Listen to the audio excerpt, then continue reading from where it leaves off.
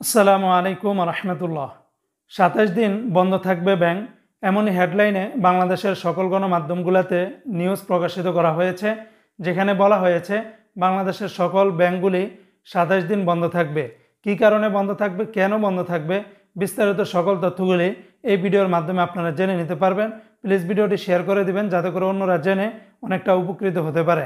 আপনারা জানেন ২০২৪ সাল একদম শেষ পর্যায়ে এসে পড়েছে এবং এই পর্যায়ের ভিতরে যে সরকারিভাবে বর্তমান যেই সরকার রয়েছে, বর্তমান যেই উপদেষ্টা মন্ত্রণালয় রয়েছে, তারা কিন্তু ২০২৫ সালের অলরেডি ছুটি ঘোষণা করে দিয়েছে এবং সেই ২০২৫ সালের ছুটির দিনগুলি নির্ধারণ করা হয়েছে প্রায় ২৭ দিন।